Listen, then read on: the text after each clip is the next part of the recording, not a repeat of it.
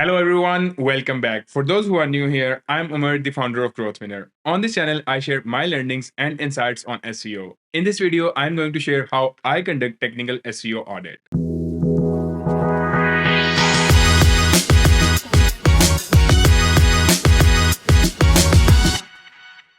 Have you seen any SEO saying, bro, just publish good content and you don't need technical SEO? Well, technical SEO is an important ingredient when it comes to ranking websites, not just in Google, but in other search engines too. For small websites like a local business targeting one location with a single service or an e-commerce store with just one category, we just need to make sure the basics are dialed in. But for large websites with hundreds and thousands of pages, it does matter. Think of websites that use programmatic SEO as their base strategy. If the indexing isn't good, they are going to struggle for sure. In this video, I'm not only going to share how I approach technical SEO when conducting an audit, but also you will have a complete checklist of what you need to see when doing it yourself. I will cover everything from crawling and indexing analysis, site speed, structured data or schemas, and advanced technical SEO checks such as server log file analysis and JavaScript SEO. Technical SEO in a nutshell makes life easy for search engines. And what happens when you do that? Search engines make your life easier in return. Here are the tools that I use. Screaming Frog. It's the best tool to crawl the whole website. The free version works perfectly for small websites. The best alternative to Screaming Frog is Sitebulb or Checked Octopus for big websites. You may opt for any other tool that allows website crawl feature. Secondly, Google Search Console, which is free as of now. So, while conducting a technical SEO audit, here are the important elements I check for. Crawling. There is no point in having a content that search engines can't find. Search engines spider constantly crawl web pages across the internet, often using links on existing pages to find new pages. There are multiple website elements involved in crawling. Number 1. robots.txt. This text file instructs crawlers which pages or even files they shouldn't access on your website. First things first, robot.txt file should be stored in the root directory of your domain. One important thing to note here is that the paths you add in this file don't really mean that you are hiding those pages. You are just not allowing them to enter the door of your page. Door stuck! Please! For example, robots.txt file of our website looks like this. If the sitemap URL is not present, I normally edit the robots.txt file and edit. You will want to check if there is any potential page or paths that the developer or someone else unintentionally disallowed. I have even seen cases where people disallowed the Google bot to access the complete website. For example, this directive blocks all crawlers including Google, and this directive grants access to all crawlers. Both approaches are not good though. It's up to you which user agent you would like to allow and which ones not. To avoid confusion for search engines, make sure your file uses user agent only once. Not like this, but this. So, the user agent Bing bot represents the crawler of Bing. Here are some others as presented on the screen. Now, for example, if you want to block all user agents from accessing all PPT files, you can use a directive like this. I will link the post in description so you can see which file types Google can index. Alright, you got the idea of user agents and disallowing paths, right? Let me know in the comments if not, and I will answer any question you may have. Lastly, I love analyzing robots.txt file of big websites like Facebook, Etsy, Moz, TripAdvisor, and Google itself. The hash sign you see, such as in Nike's robot.txt file, these little boys add comments in robots.txt file to make them human readable. It has nothing to do with bots. Here is the pro tip. If your website has multiple subdomains, use separate robots.txt file for each one. Once done, test your robots.txt file using Google's official tool. Number 2. XML sitemaps. You should not confuse sitemap with robots.txt file. The simplest definition of sitemap is that it is used to tell Google or search engine in general where to find the most important content on your website that you want to index. That content could be anything that you want search engines to crawl and index on your website. Think of blog posts, images, videos, etc. But if the website has video content, such as in the case of videographers, there should be a separate video sitemap. I will add a link in the description for you to know more about it. The same goes for the images and news, that is separate for both. Tools like Yoast or Rank Math for WordPress websites create sitemaps without hassle. If you currently don't have one, you can create it either using Screaming Frog or search for a free tool online. I liked one by SEO Optimer as they allow up to 5,000 URLs. Once you have your sitemap, upload the XML file to the root directory and make sure your sitemap is named simply sitemap, following the convention. If not, then make sure this URL redirects to your original sitemap. For example, if you type in growthwinner.com/sitemap.xml, it will redirect you to growthwinner.com/sitemap_.xml. Alright, once the sitemap is generated or uploaded, always make sure to submit it through Google Search Console. Here are the steps. Go to Google Search Console, open Sitemaps report, paste in the URL of your sitemap, that is sitemap.xml, and hit submit. Lastly, here are two important points regarding sitemaps. Number 1, file size of your sitemap should not exceed 50 MB. Number 2, single sitemap should not contain more than 50,000 URLs. And here's what I do. I create an HTML sitemap for new website and add it in the footer. And every time I did that, I have seen positive results with indexing. Number 3, HTTP status codes. HTTP status codes are 3-digit responses a server returns at the request of a browser or search engine. That was a theoretical definition. There are plenty of them out there and you can check them at WebFX website, but I will discuss the most important ones for SEO. I crawl the website using Screaming Frog and see those URLs that return specific status codes. Here are some examples of HTTP status code responses. 3XS redirects. Any URL returning the response code starting with 3 indicates redirection. We experienced 2 of them the most. 301 redirects. A 301 status code represents permanent redirection. If you want to know which pages I apply 301 redirects to, check out my video on SEO content audit on my YouTube channel. Other than the use cases I explained in that video, here are the possibilities that I use 301 redirects for. Number 1, redirecting an entire site to a new domain or a new subfolder in case of expired domains, for example. Number 2,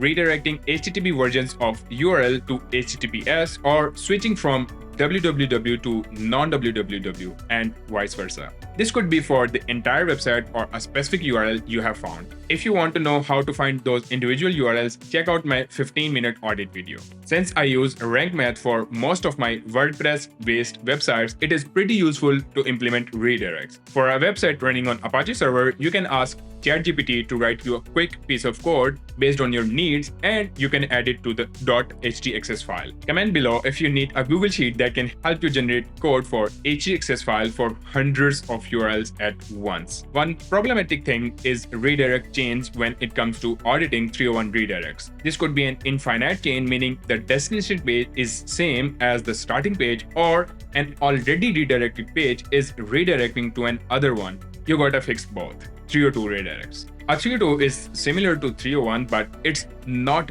permanent, it's temporary. Visitors and bots are passed to a new page, but the link equity may not be passed along. That's why I don't use 302 redirects at all. Only if I want to send users to a page for a short period of time, such as when redesigning or updating the website. In short, only use 302 if you are planning or eventually bringing the old page back or setting up a new one. Now, on to 4X response codes. First, 404 not found. This is probably the only error that I, as well as any user on the internet, hate. Here is a kicker. Not everyone using the internet is an SEO. When a user encounters a 404 error, they probably think another website has the information, but not this website. Although I aim not to have 404s on my and my clients' websites, it's particularly difficult to keep track of it when it comes to enterprise SEO or the programmatic SEO websites.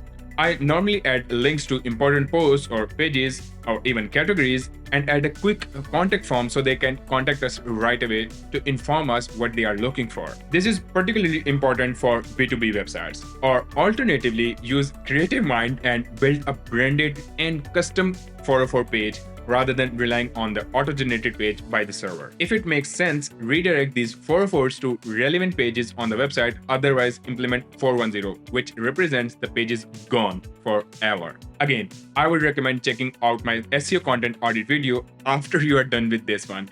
Don't stop watching this video. You can watch it after completing this one. Lastly, my team checks crawl report in GSE every week or at the end of month, depending on the website for any URL errors. The errors specifically are the issues that should be fixed on top priority. So whether it's server errors such as 501 or 503, redirect errors as explained above, or 404, we fix them up based on the priority. Number 4, site structure. For every new website or project that I am working on, doesn't matter an e-commerce store or an affiliate website, I create a mind map of the whole website architecture before starting to design the website. If you don't know what that is, a website structure is the way a website's content and pages are organized and interconnected. This helps a lot in improving the crawling of the web pages and hence indexing. One thing that I follow is siloing my content into logical hierarchies so we don't end up building out pages or publishing blog posts randomly and hop to rank. Here's an example of hypothetical roofing company named Peak Roofing Solutions, as they specialize in comprehensive roofing services from installations and repairs to inspections and maintenance. If you're following the reverse silo for your website, I have prepared a free Google Sheet to help you automate the internal linking of the supporting pages and blog posts to the main page. The link is in the description to download. Alright,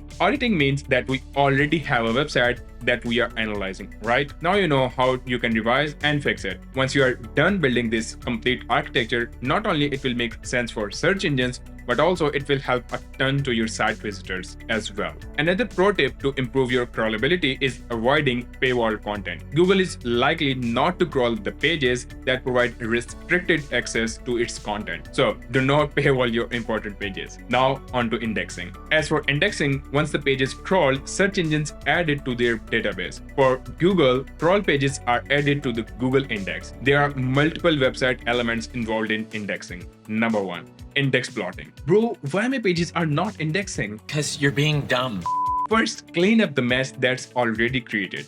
Bloat refers to anything that is excessive. Index bloat means when search engine bots crawl a page and index it, but that page is of no use or provides no value to the website visitors. In the end, these pages do nothing but bloat your index, and hence the website faces indexing problems. This will improve the crawl rate as a result, and every time bots visit the website to crawl, they have something useful to index. There are a lot of possibilities that count when it comes to blotting.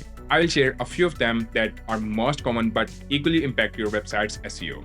Both of these create duplicate content issues for your website or e-commerce store. Our best friend while checking for index pages is Google search operator site colon. We will be tweaking this search operator along the way based on the requirements. Pagination pages. I have seen tons of e-commerce stores and even small affiliate websites having this issue. WordPress automatically adds pagination after a certain number of posts appear on the page. To find these pages, first check what's in the URL of your paginated pages. For example, if it is page, then we will search for something like this. Now, tag pages. As we did for paginated pages, you can do the same with tag pages. That is, search in Google like this or this. You see, both with pagination and tag pages, the actual web page on the website looks the same, that is, having the same content. The same goes for category pages as well, especially when you are working on a blog and have a WordPress as your CMS. In that case, if category pages don't provide any value, I set them to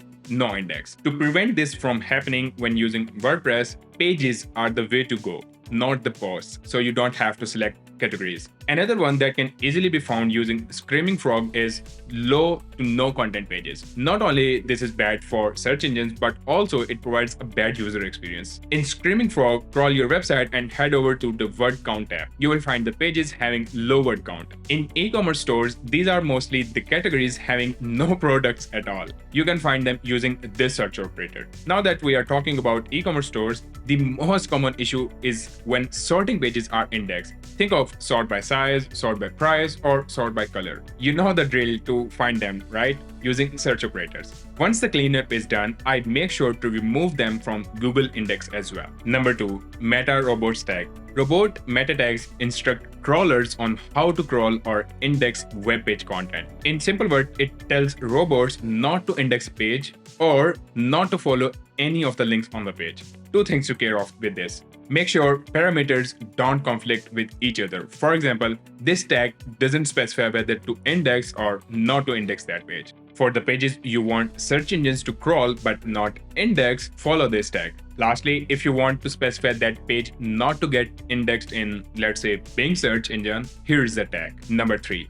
X robots tag. It sounds similar to meta tags, but don't get confused with it. Both functions differently. The X robots tag is an HTTP header sent from a web server that contains the directive of web crawlers such as Googlebot. Earlier in this video, I shared how you can block access of search engines to a specific file tab. If you have a lot of them and don't want to list all of them in robots.txt file, you can use this syntax in htaccess file to prevent this indexing. Number 4. Canonical tag. Using this tag is a way of telling search engines that a specific URL represents the master copy of a page. Take these URLs as an example. Each URL is referring to the same homepage content of my leather shoes store. However, the URLs themselves are slightly different. This can be an issue for search engines because the search engine itself doesn't necessarily know which page should be the source of truth, but it may just choose a canonical URL algorithmically for you. In other words, if you have a web page accessible by multiple URLs or different pages with similar content, for example, separate for mobile and desktop version, you should specify to a search engine which URL is an authoritative or canonical for that page. This is very important when it comes to e-commerce SEO. For instance, if you have a product page that's accessible via